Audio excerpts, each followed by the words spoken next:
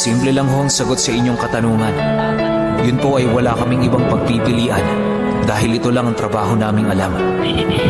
Kahit papano, aminado ho kami na dahil sa aming amo, natustusan namin ang lahat ng aming mga pangangailangan. Mas mayaman pa nga po kami ng di hamak